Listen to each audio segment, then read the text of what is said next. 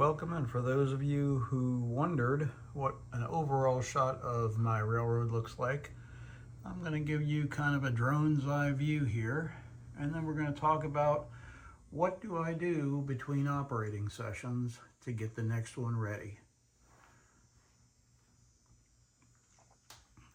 We'll do the flyover first and give you an idea. What you're looking at here is Duquesne Yard, which is the main class yard on the layout. And we fly over the engine facility that's here. And as we go out on the two main tracks, we start having some industries. In the back corner there on the left, you'll see Grant Steel, which handles scrap metal that goes to the blast furnaces at the steel mills. The cars down in the front center are on the south lead, which leads you into the yard, and the track that's open behind it turns into the northbound main. The south lead eventually turns into the southbound main, as we have two main tracks going around most of the layout.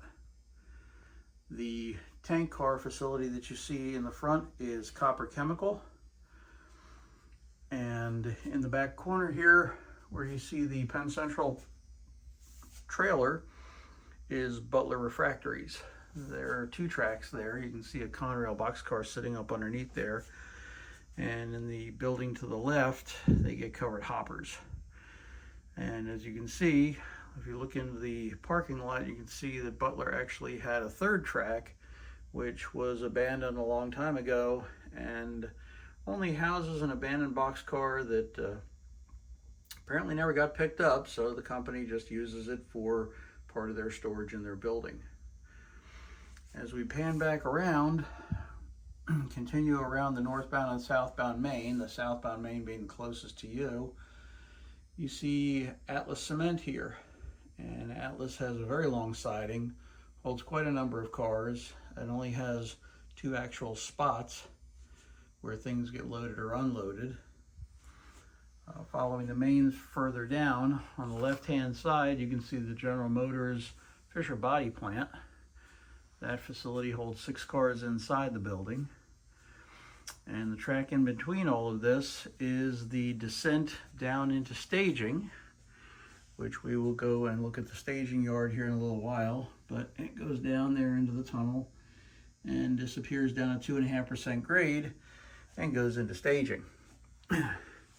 As we continue around the main portion of the layout here, you'll see a Bessemer and Lake Erie SW1500, which is on lease to McKeesport Transfer, which is a facility that used to get potatoes and was serviced by the Union Railroad. And continuing around, we get in the back corner here to 84 Lumber, boxcars and flat cars. The two main tracks continue around the back, and you'll see some signals down here. Those are just switch indicators that tells me whether it's flying for the northbound or southbound. The two main tracks become one behind the industrial park and loop around. And right down there in the front with the two tank cars and box cars, you'll see PPG Industries. The main coming around past that green signal and over a diamond, which brings you right back towards where we started almost, and leads you into the Irvin Rolling Mill, which is one of the mills that is currently served by the Union Railroad in West Mifflin, Pennsylvania. And in the Irvin Mill, we have a number of sidings, industry sidings within the mill. And as you can see, it kind of gets crowded in here. There's lots of switching to be done. The whole railroad is nothing but switching. All point to point, no continuous running. And as we go around, since we're here, before we finish the tour, I'll show you these bookshelves, which these are empty on the right, but all the ones over here on the left, this is one of my staging yards. This is my interchange at Kenny Yard with what would be Conrail during the time period that I model, which is 1980 to 1999. Gives me a wide variety of time to do things and have certain equipment that I want to have. Underneath the main class yard, down below, is West Mifflin staging, which has 7 tracks and holds about 82 cars. We'll talk about that in a few minutes when I discuss what I do in between operating sessions. So back over the main entry, we have the Clairton Works, which is a coke mill, still in business, still the largest coke mill in the world, as far as I know. And as you can see, Clairton has its share of industry work, sidings, etc., etc. So the only other thing of interest is on the right here where these coal cars are is an interchange with the Montour Railroad. And the Montour has its own job that comes up out of staging, comes up here into Clairton, switches the cars that are dropped off, and they drop off more cars, and then they go back into staging. So let's talk about what I do in between operating sessions. This is the current status of the railroad after the last session. So here we go. So here we are looking again at Duquesne Yard, and down below you can see West Mifflin down here. This is all Duquesne up here. And every one of these tracks I have a list for. And what I do is I will bring cars off of the shelves that you saw earlier that are Kenny Yard, and I will fill up the tracks down here in staging. And as I drop cars into each track off the shelves, I will list each car on each track with each commodity that I decide. This is a list of Duquesne track number 1. We'll get to that in a minute. But down below on the shelves, and I don't think you can see it, but it's right down here on the fascia, there is a clipboard that has all of the tracks listed in West Mifflin Yard down below. Each one of those has, for each car, a predetermined destination that I just pull out of my brain.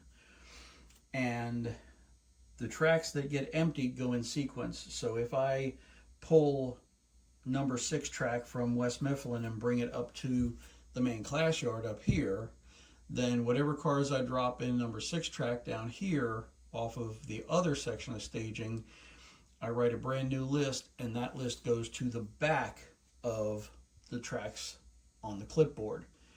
I may not see that track get pulled and come up to the main portion of the layout for 3 months.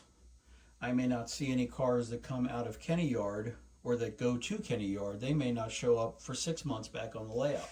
Keeps things fresh. You're not constantly seeing the same cars over and over again.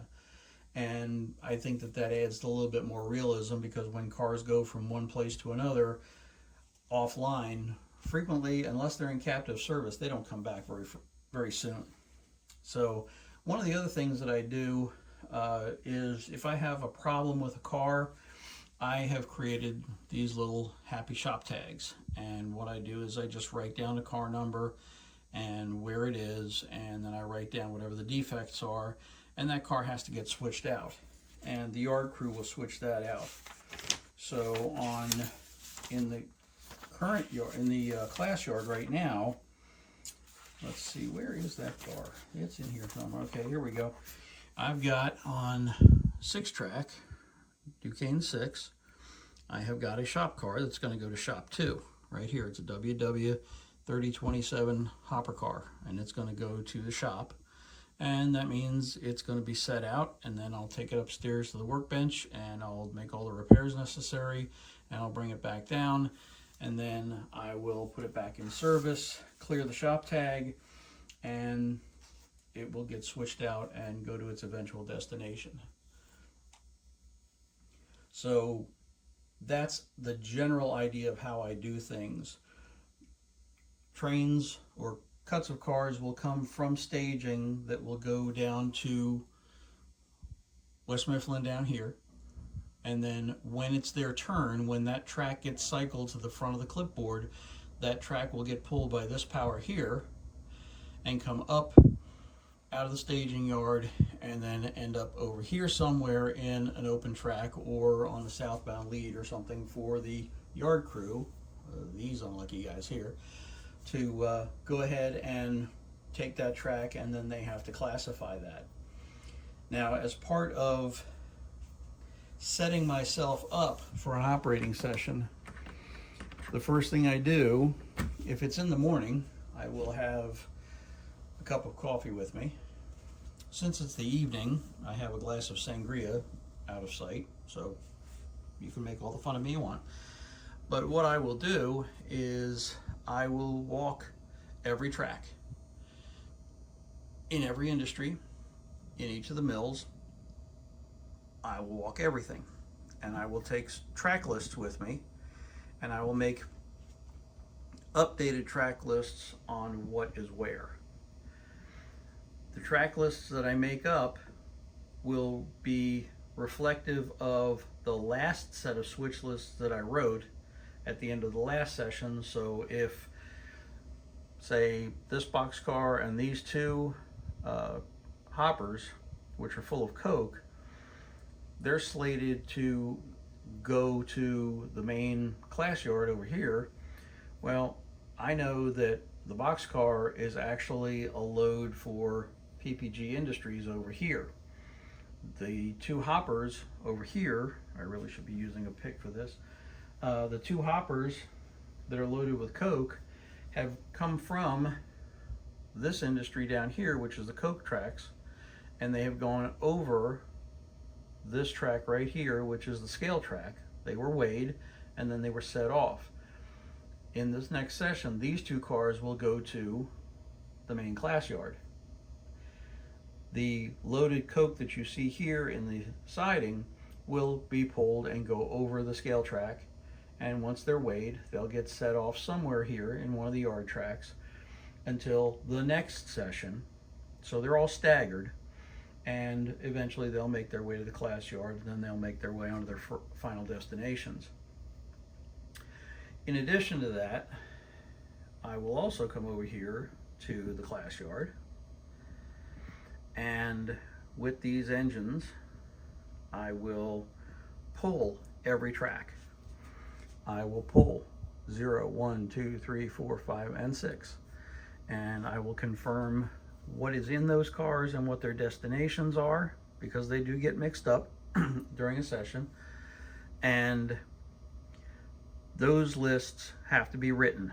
So I will write those lists like I did here on this bunch of track lists. You can see in the middle column it says switch 2, and it says, for instance, this is 3 track. These cars go back into 3. These 3 go to the south lead, and this one goes back into 3. So that's how the crews know what cars to switch where. And I put the list in order in the way I want them switched. So here's 4 track. This car stays in 4. These will go to 3. These will go to 2, and there's another shop car. So that car has to get switched into the shop. And then at the end of all this switching, I will have a handwritten list for the yard crew as to what the cars look like after all the tracks are switched. This is number 1 track, and there's no place for them to be switched to because this is after the switching has been done. I now know that all these are blocked as local cars.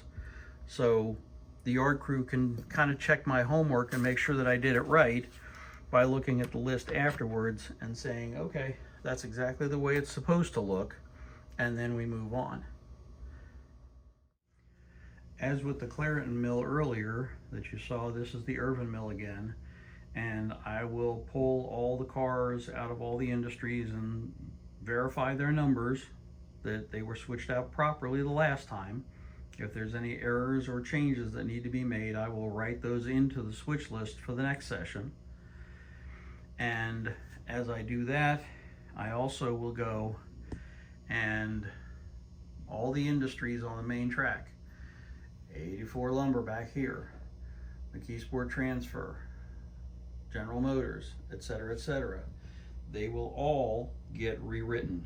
And that way, when the local runs, then they have updated information on what goes where and why, and then they can switch out appropriately what needs to be done. So far this system's worked pretty well for me, and I don't mind doing it because I get to actually run things a little bit. I get to run some trains a little bit by bringing up the transfers from staging and putting them on the layout. And boy, my camera work is really terrible right now. So much for the sangria.